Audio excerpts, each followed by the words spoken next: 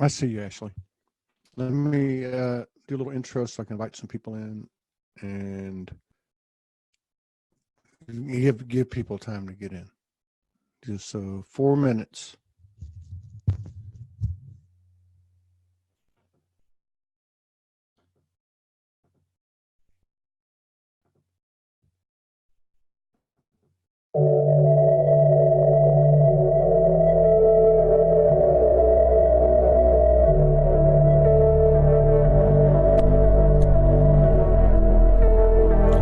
Medina, SoulogyOneStudios.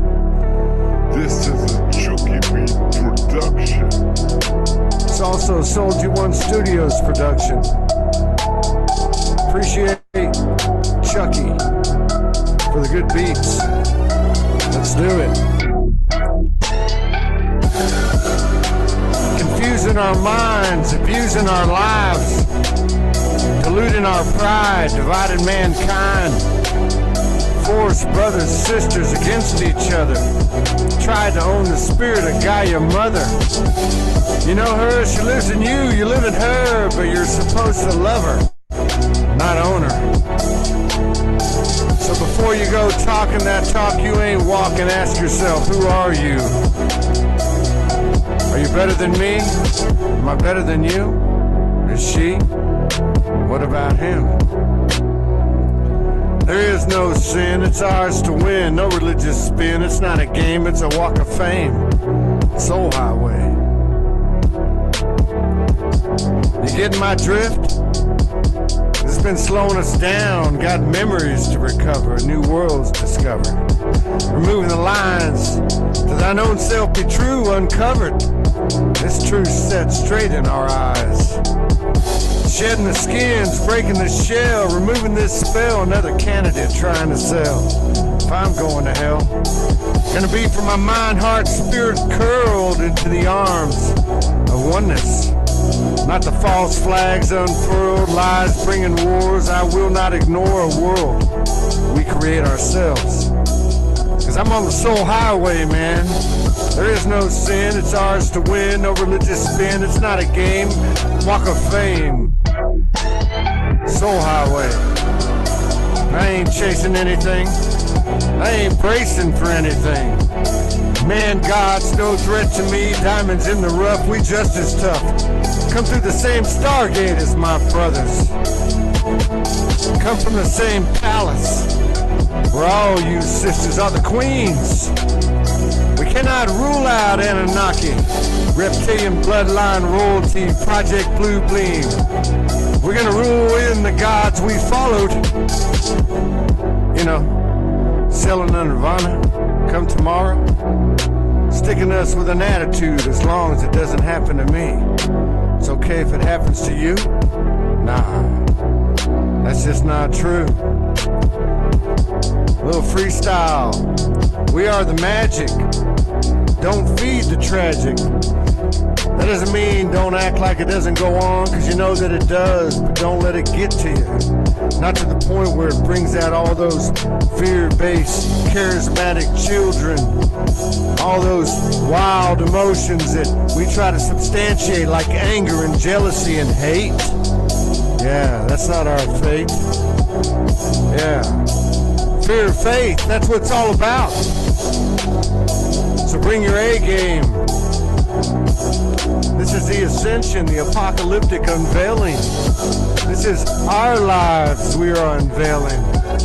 And I'll see you there on the soul highway. That's what this game is all about. For every step you take away from the world, you walk toward the other side of truth. And that's Soulogy. Namaste.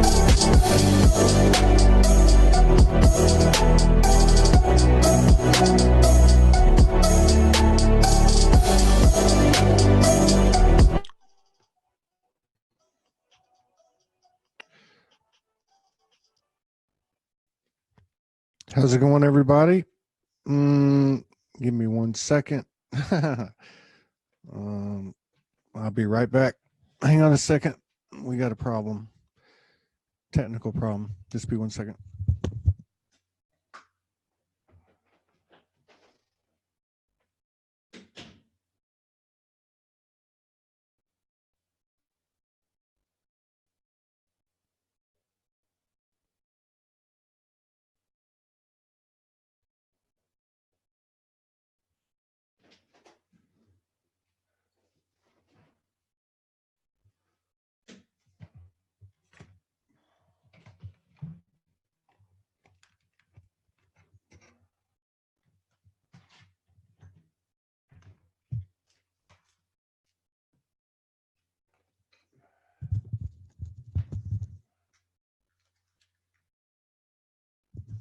Sorry about that. Let's bring up our guest, a new friend, beloved sister by the name of Ashley Lee. Let me see here. Let's bring her on up.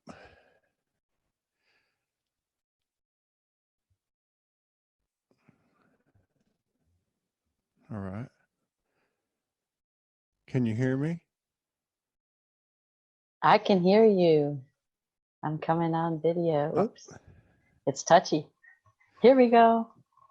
Hello, Ashley. How's it going? Hello. It's going fantastic, fabulous.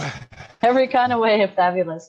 So nice to see you today. Thank you for having me. Nice to see you. And yeah, it's nice to put a face with the voice. We talked a month ago. We did. And, you were traveling through Europe, I think is what you were doing.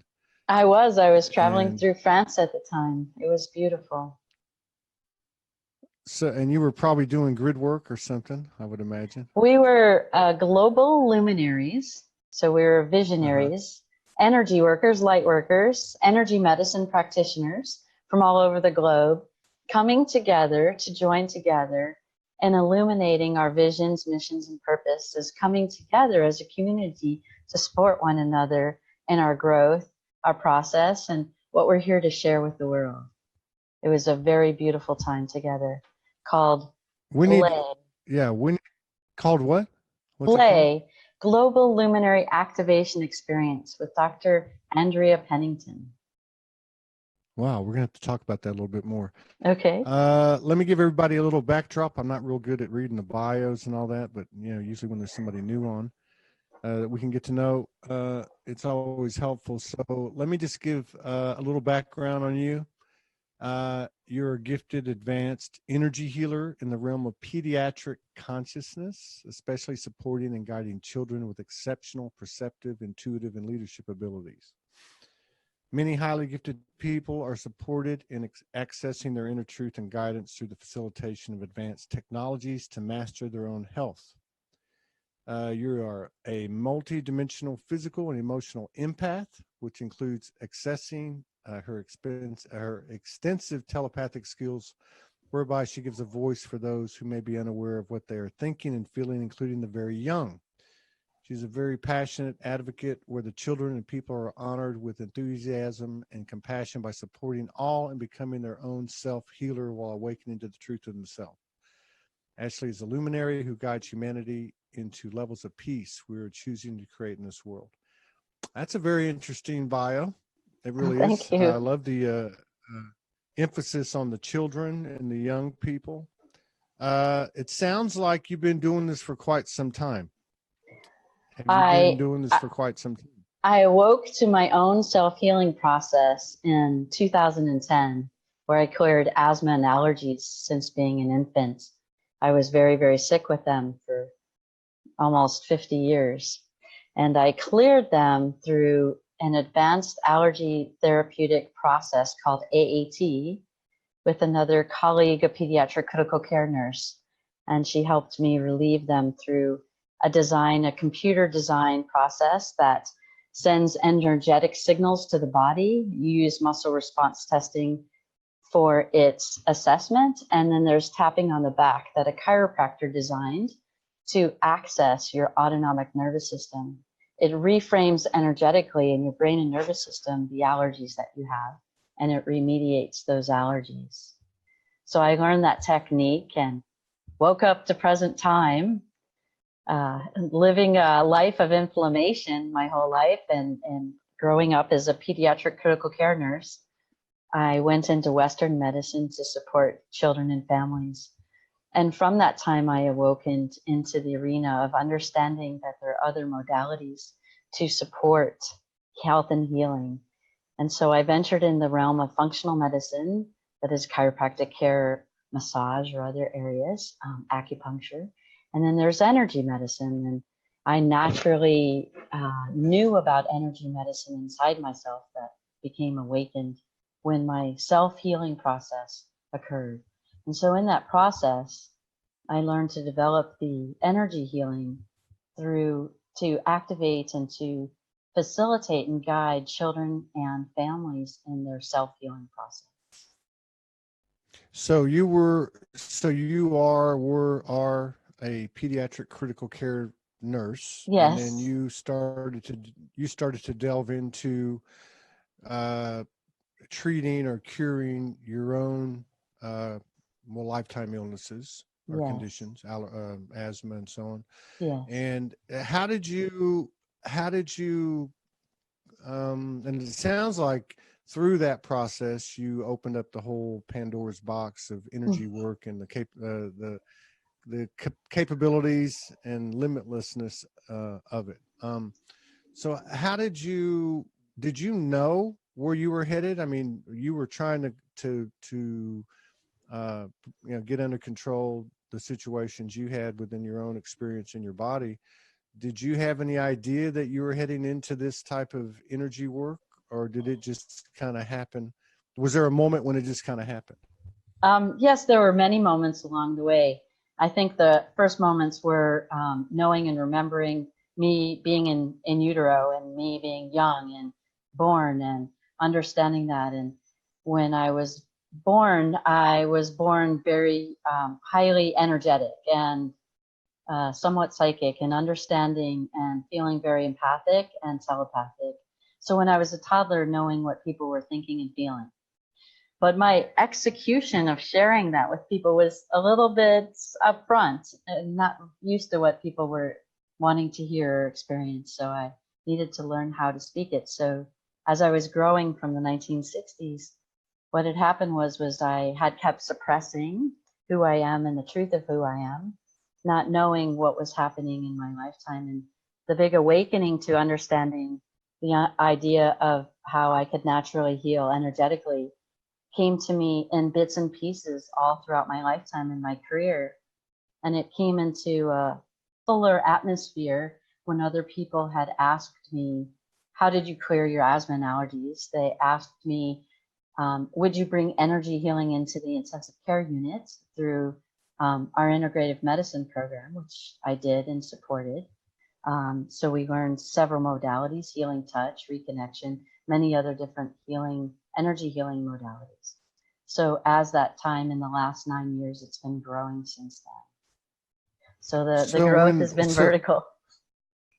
Right. So when you started to, or when you were approached to bring in energy, an energy approach to the healing, um, I mean, like, what did that look like the first time? I mean, how did that Well, look? I mean, you've got your a traditional nurse Western a medicine nurse practices. colleague a nurse colleague came up to me and said, would you bring healing touch into the intensive care unit, the pediatric intensive care unit? I said, yes, it's time. And then I spoke to So myself you, and I said, who said that? So my inner who guidance said was that? was so guiding so me. this is an intentional hands-on type of energetic Yeah, it's just soft touch around the body that yeah. facilitates energy healing, and you can guide that in very specific ways that support physical healing and then emotional healing, mental healing, and spiritual healing. So many S- aspects of our so as a dimensional selves. yeah, okay, so I got so many questions for you. so It's cute. so as a little bit more specific example, in your own situation, what did let's say So when I what had did it look tapping on like? the how back, how did yeah. when I had tapping on the back, I could feel the allergies leaving my body, literally. And I knew I was getting better. And so as Okay, I had now 30 perfect. sessions and my allergies, my eyes would run, my nose would run. I had to have asthma and coughing and sneezing. And that was in Hawaii. And so in Hawaii, where I was treated with my friend, my colleague friend, I got better. And then I slowly weaned myself off of medications that I had been on for 30 years. So nasal steroids, inhaled steroids, bronchodilators, other medications to support allergies and asthma. And I hadn't been able to get off of them for 30 years. And I So felt and I've very well and very healthy. And after I weaned off of that, 6 months later, in March of 2011, I woke up to present time. I had an inner mantra, a soliloquy, you could say, of I am hopeful that tomorrow will feel better than today.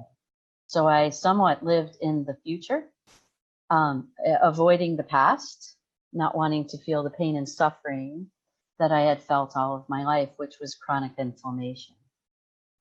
And so from that, I came back to the mainland here in San Diego, where I live now. And I knew that that type of healing was very important to continue, that it wasn't just a one and done journey of health and healing. So I found another practitioner in the San Diego area that did the same work. And he loved my story and loved my ability to support other people with allergies. So what I did was I became trained in that modality. And then I learned that I wanted to continue that modality for children in utero, and also for children who couldn't attend to the process of sitting there for half an hour and getting taps on your back. So those are kids that are mentally or emotionally challenged, even physically challenged, that couldn't receive that therapy.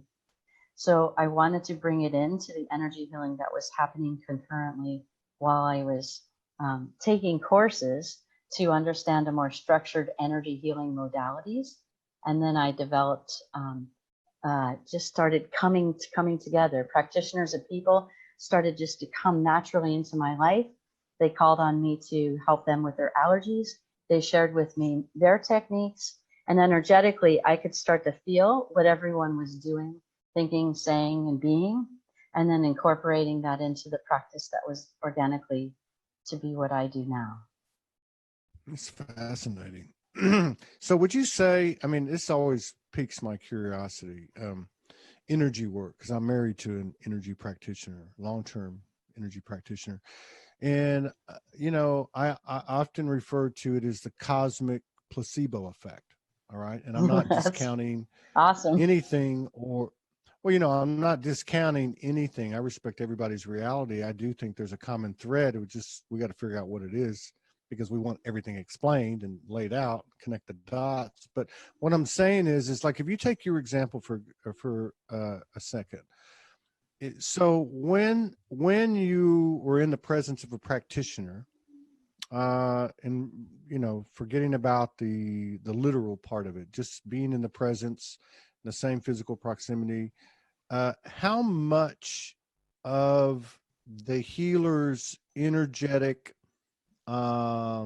influence is responsible for the transformation or reprogramming within the client's body, and how much of it would be in the belief or the place or the space that the client was in? In other words, I've talked to quite a few people who have been laid on a table, somebody put the hands on, and all of a sudden, boom, they have a Buddha experience, or they have some type of wake up experience, or something comes in, or the higher self starts talking. This could also be the healing that took place, or whatever the case is. But how much of it is the practitioner, and how much of it is for lack of a better word, the client? That is a really well addressed question. So thank you for delving into those aspects, because I think when we're starting to develop languaging to describe this for everyone, it can be challenging because we're not used to speaking this way. And so I want to address it from this dyad. Okay, so you have a practitioner and you have a client, technically. Sometimes they can be groups too. We can talk more deeply about that. And this dyad, what happens is when we collate or create a confluence of intentions and healing processes, that accelerates the energy process. Also, when you go to the level of the practitioner, how much do they believe they can do? How much do they believe that they can process and sort and begin to really facilitate that for the other person, the client or the receiver, the patient, the person receiving the energy healing? And in that, for that person in receiving the energy healing, it can be multifactorial as well. One factor can be their ability to open to receive. So for example, I see highly sensitive children that are energy sensitive. So, and I work with, in the intensive care unit, I work with children that are premature infants all the way up to adults right now. And in that environment, what happens is they can be very sensitive. So creating, for pediatric practitioners, energy healers, we create many levels of support. So that's emotional support, energetic support, spiritual support, physical support, so that we don't change their energy pattern or their energy aura. Many different ways to explain it, but we don't change it so rapidly. Even though it's not time related, we can support it over a few minutes, over a few seconds, over a few days, over weeks, and so on. And that can support the transformation, especially in a highly sensitive person. When you can know or see or understand where their sensitivities are, that helps also guide the energy healing as well. Then also, when you're working with children, there's a lot of projected energy around the children. So those are the protectors. I want to call them not protectors, stewards, resources. What is that? Parents. What does that mean? So the parents. Parents, now teachers, you're talking about, okay, friends, so there's other a lot people. of, okay, this is a good subject. I like this because it's broader than even what you're talking about.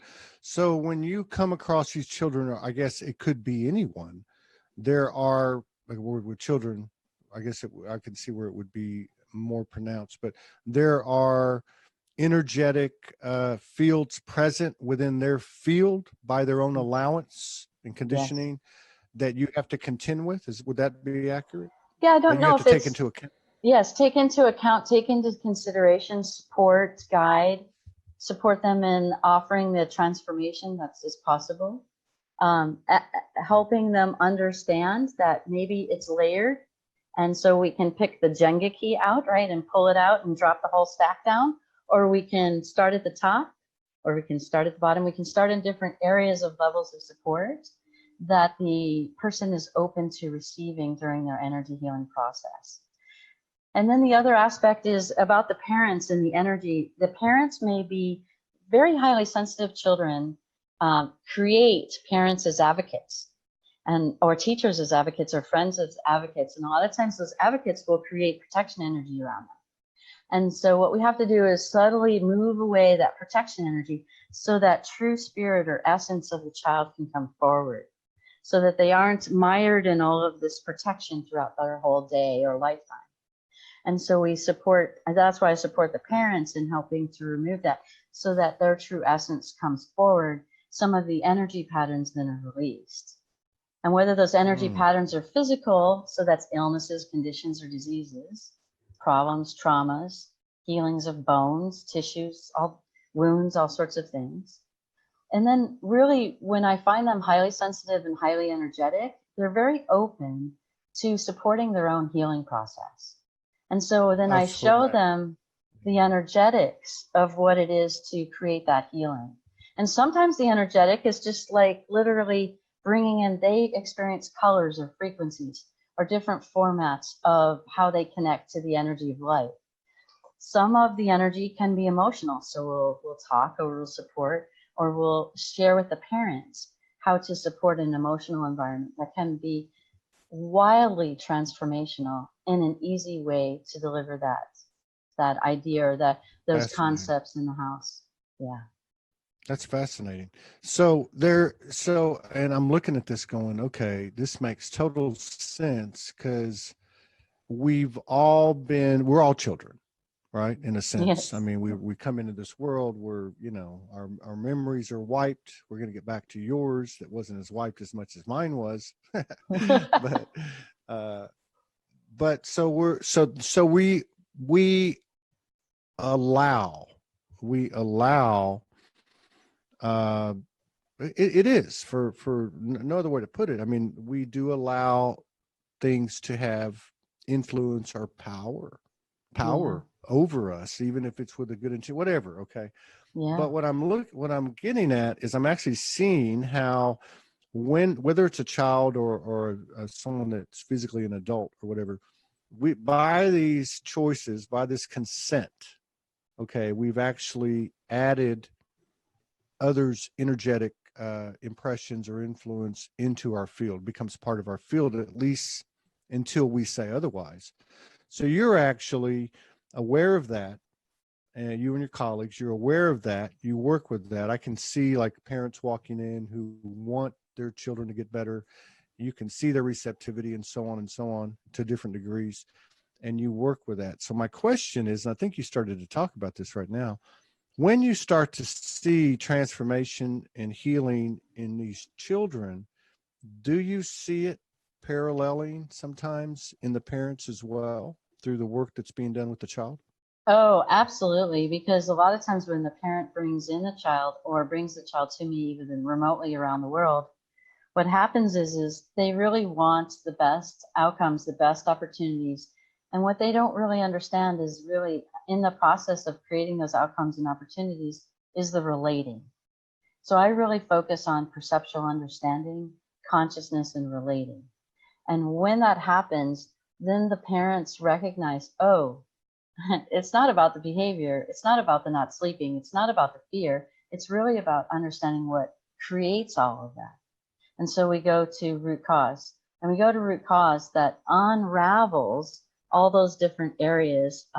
So I keep the energetic bodies, the 4 basic bodies for the kids and parents: physical, emotional, mental, and spiritual. And when I do that, what happens is they're able to more easily categorize where things are coming from, because I teach them how to access that in the moment when they're triggered during their day or whatever's happening to them, so that they can start to shift and change.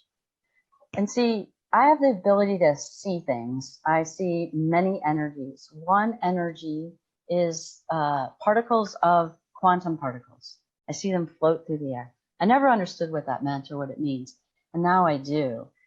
And what that means is when we create clear thoughts, and that, I mean, even thoughts of the heart, where we become coherent with our heart and our mind and the higher mind, right? All knowing all around us. When we become coherent with that, what happens is our thoughts become very clear, even through our mind and processing them. When they become clear, they start to interact with quantum particles. And those quantum particles actually budge up and move to atomic particles and start to change our physically manifested world. I'll be doing a series on quantum energy healing that will discuss a lot of that and help us activate that.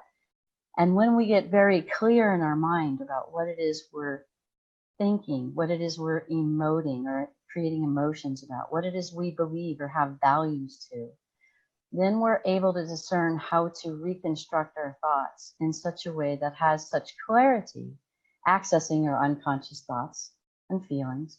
When we have that level of clarity, we can start to manifest in our world very simply, very easily. And sometimes in gaining that clarity, we experience consciousness challenges. And so those could be lack or Consciousness what? I call Consciousness what? them consciousness challenges. Oh, I got you.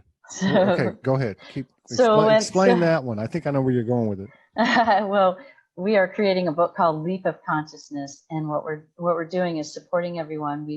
We created an email system for everyone to be exposed to 101 different consciousnesses challenges. And when we have these consciousness challenges, like for example, lack or trust, or there's lots of them. And when we recognize that, oh, I'm having that consciousness challenge, I'm in lack today, everyone's against me, I can't have what I want, my needs can never get met, those kinds of things. Then what we can do is we can go, oh, look, I'm having a human day. It's a hard day, whatever it is. But I can also access this, understand this, and reframe this, turn this around. So in the reframing, we can then consciously choose how to think and feel in that moment to start to problem solve what may have triggered us in the first place. It sounds like because I've heard similar things coming out of different practices, I guess, different modalities.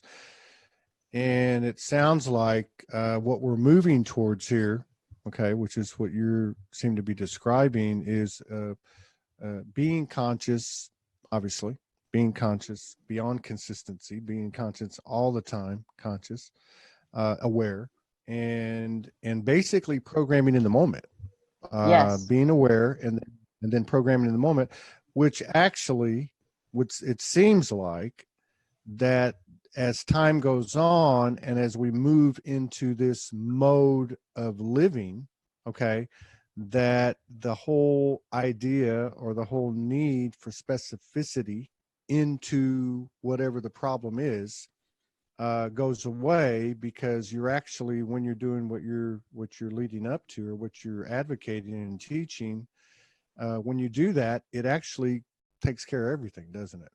It sure Like does. like manifesting what you You don't want, even have to get being funny healthy. timeline jumping, but you can timeline Yeah, jump. right.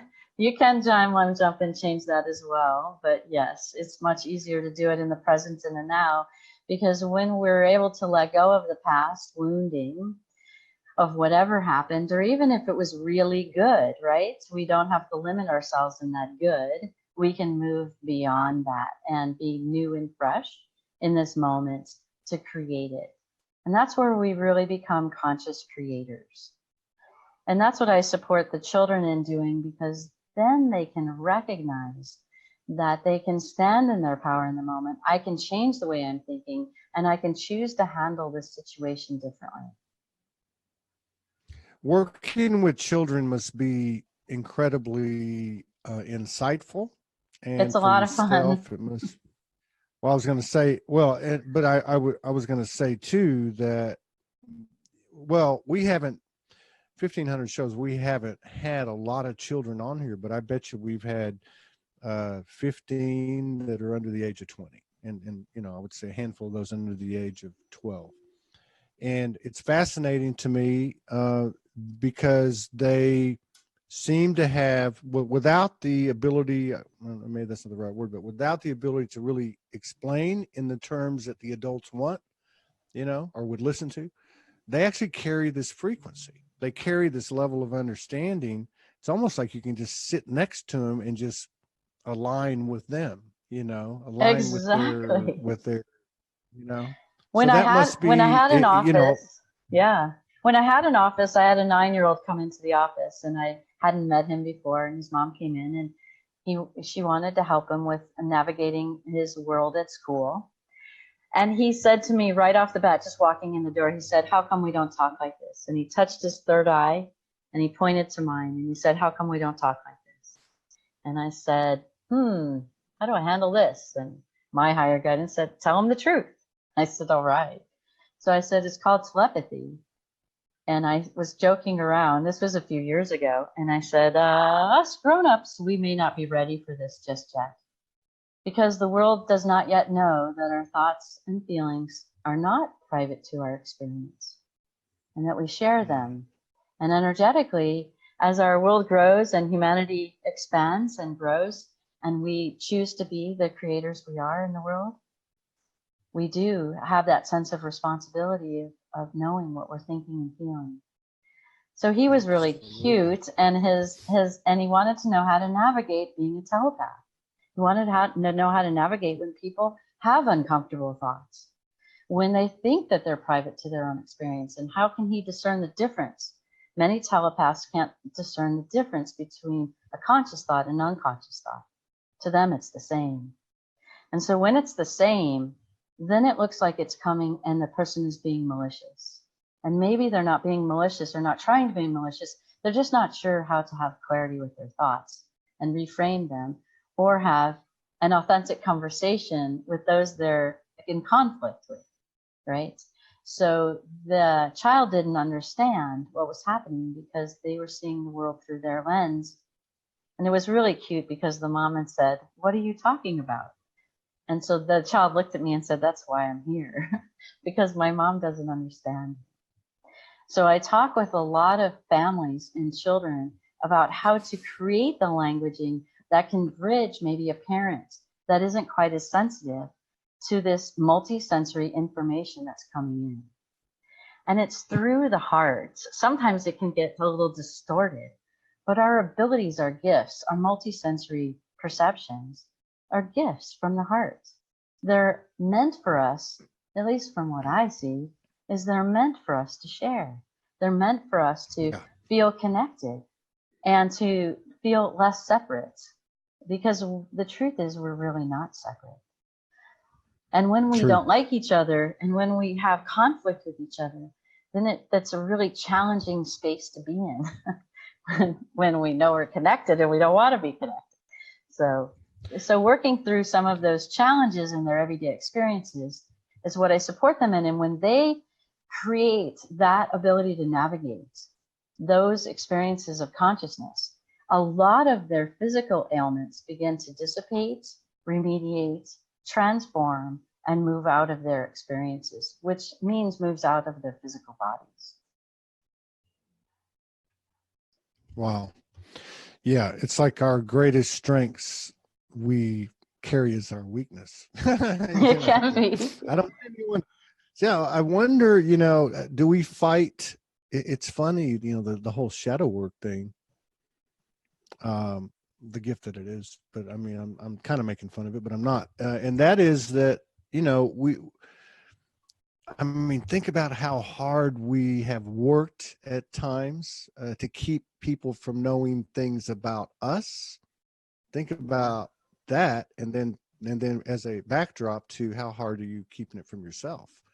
Exactly. It's like, but that whole liberation from that need to suppress all that is actually, you're releasing telepathy. You're actually opening telepathy because you're not afraid. And really, like I always say, let go or be dragged, because it's coming. I got to ask you, Yes. because you talked about this, and I've got two other things, and I'll pull them back up. But you were talking about and I'm just curious. It's just my own curiosity. In utero, you've got memory. I've met a couple of people like that, but you've got memory in utero, and as a young child, as an infant, you have memory. And what did that look like? I'm just curious. Did it come to you later, or did you always have that memory intact? I always had that memory intact, but I don't think I understood how to access that memory in such a way to understand how to navigate around that memory, so to speak. So I remember that, in the 60s, my mom was smoking. So I remember the smoking sensation of being a fetus and what that meant. I don't think many pregnant moms understand that or know that. I've worked with several moms who were pregnant, and the child had, one child had a lethal condition and survived the pregnancy and grew into the world. And then others also are highly sensitive in utero, and the mothers want to learn how to connect with their children through sensory ways, like hearing, so playing music maybe for them, or seeing things, or feeling things, or being empathic, right? Like the water work with emoto. Think about this. If our emotions, right, and our consciousness carries inside of water molecules, which I agree that that's true, when a mother feels a certain way, it's carried in the amniotic fluid. And if the mother is running a pattern of chronic fear, let's say during the pregnancy, that fear can be translated physically next to the baby all the time in the water. Yeah. Yeah. And so I support moms in saying to hold their hands to their tummy and to say, it's okay, mamas sometimes feel fear. And it's okay, sometimes us grown-ups over here are kind of, figuring things out. But I want you to remember, little one inside of me, that the fear is not about you. And it's not about you coming into the world. And I want you to let that go and reframe that. And I'm going to let that go out of that amniotic fluid and fill it with love and understanding and all the good things that I chose to be pregnant.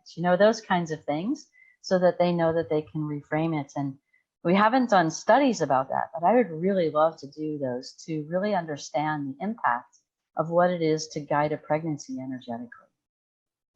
And how to imagine, imagine the whole empath thing. If you look back 5, 6, 7 years ago, or at least, when I came off the streets and started engaging,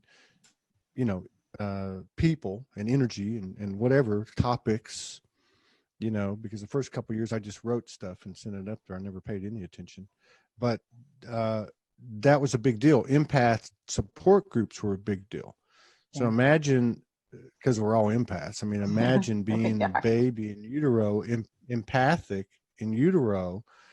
And what's the big challenge for empaths? Taking on what's yours and are realizing what's yours and what's not yours. And I can speak to that too. I have to tell you that my dream is for every 5-year-old to know on this planet, now even younger, maybe 3 to any talking age, that others and life circumstances are not the source of your feelings. You are.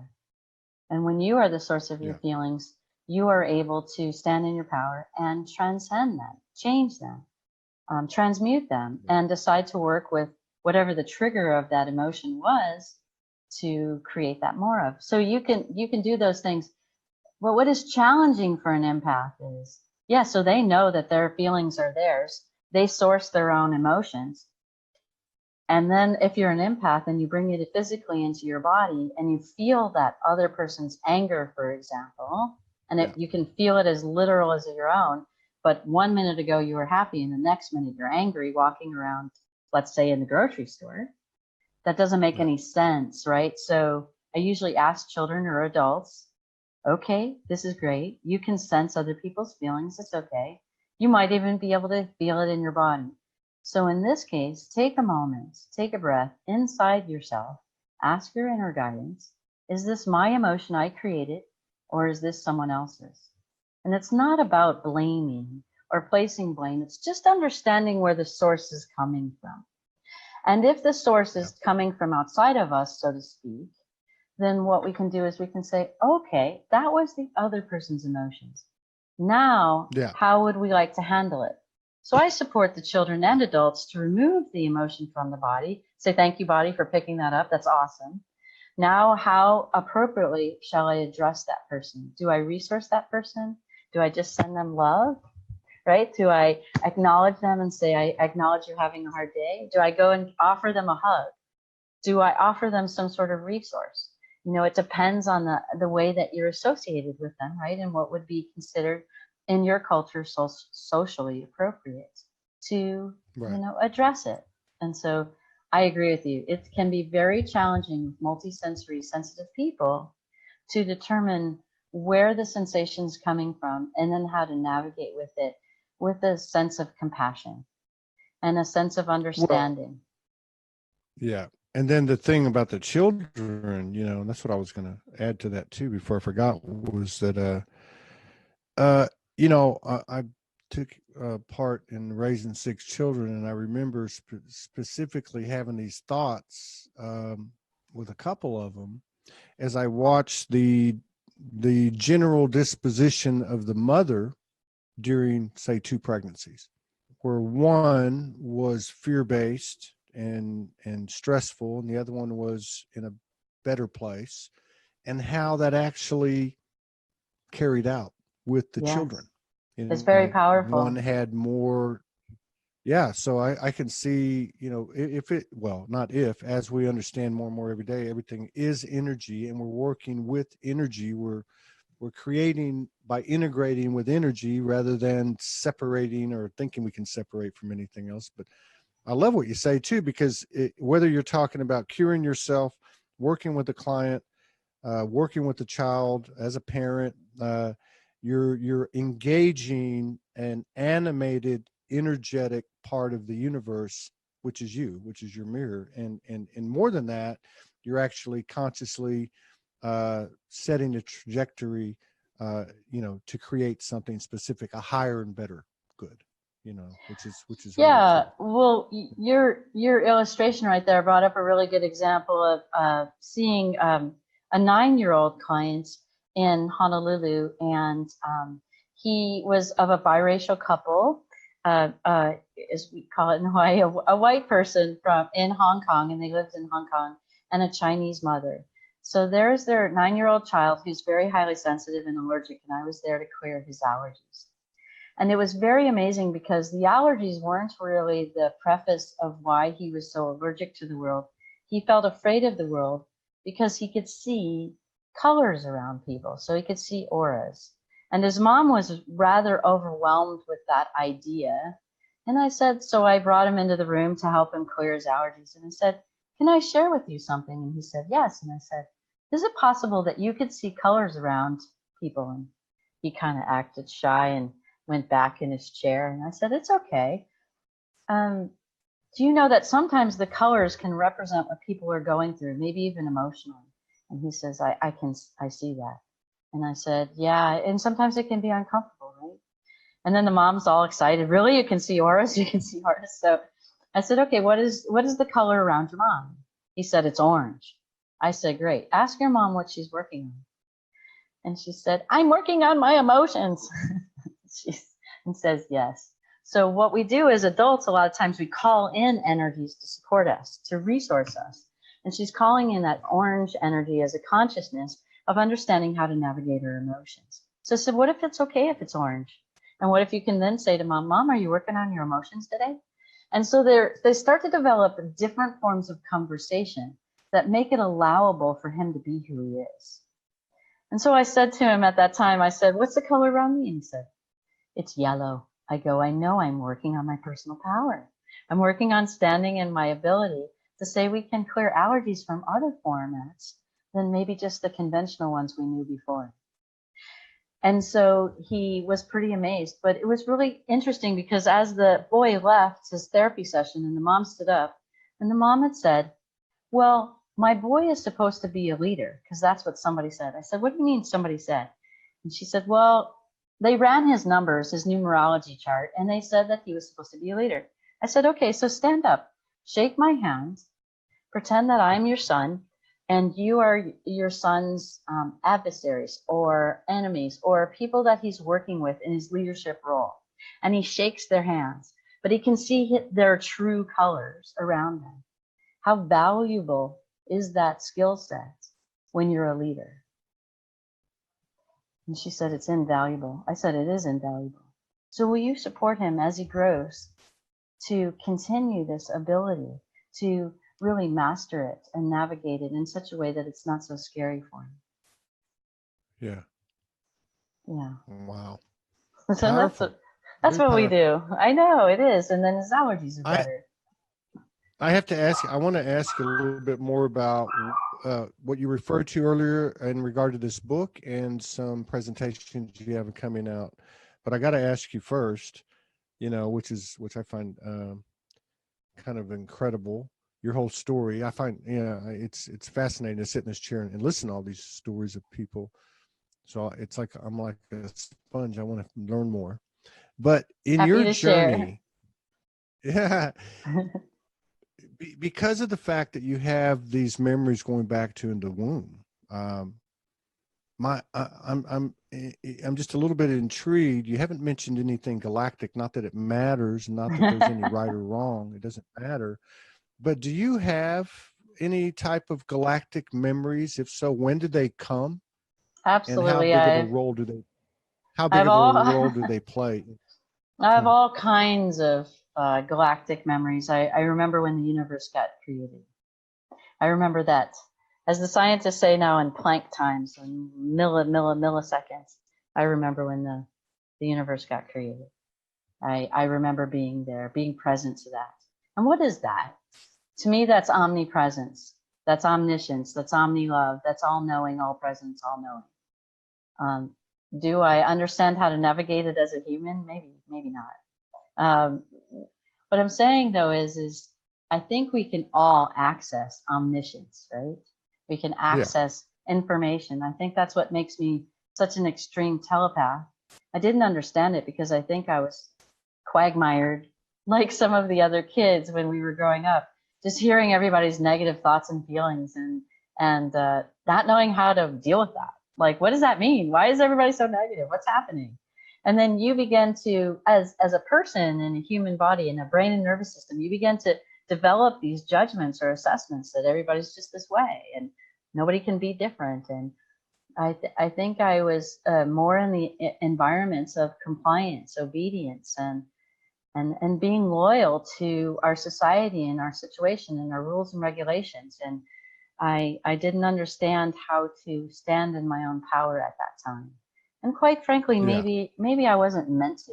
Maybe we were always meant to have these moments of aha and understanding about ourselves And then we kind of go back quiet into the subtleties of society, because I really do sense now in 2019 and 2020 that we are making massive global humanitarian changes in consciousness.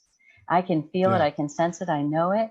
So I think it's that time that we awaken to the idea that we come together in consensus to create this world we choose to create together, unified.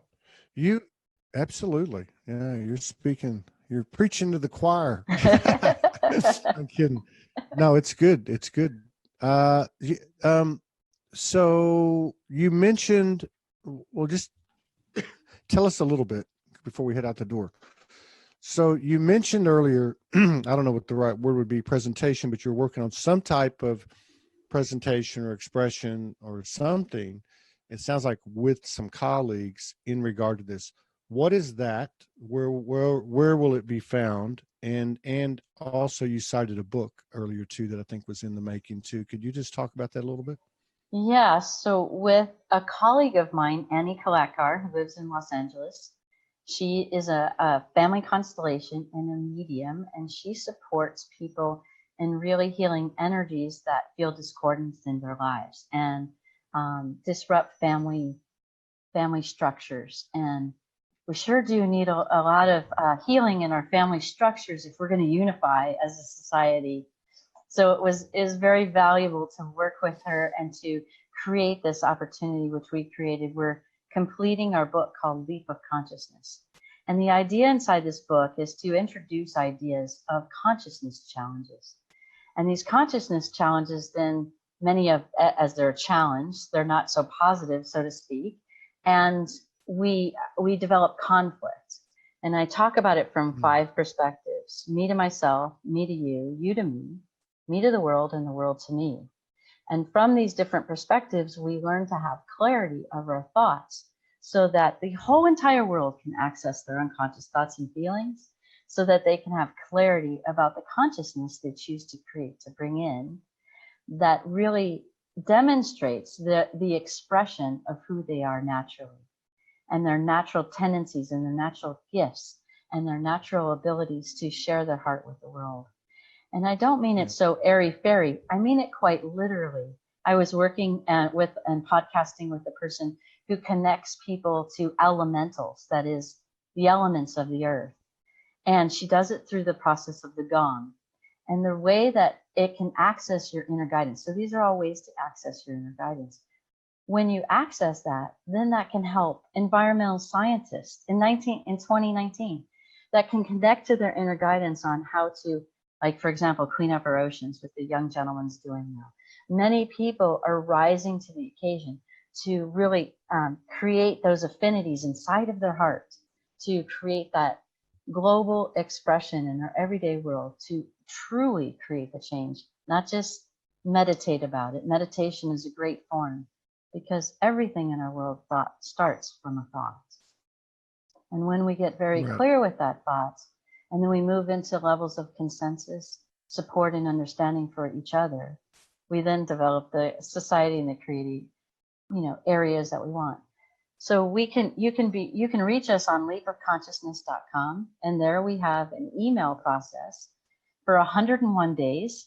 You can receive one consciousness a day to look at, to see, to deeply understand. Oh, I see that in me, or, oh, I see that in the other person I'm working with. And then how would I navigate that? How would I be able to work with that, knowing that that person isn't trying to have that conscious stuck? We get stuck in a lot of ways.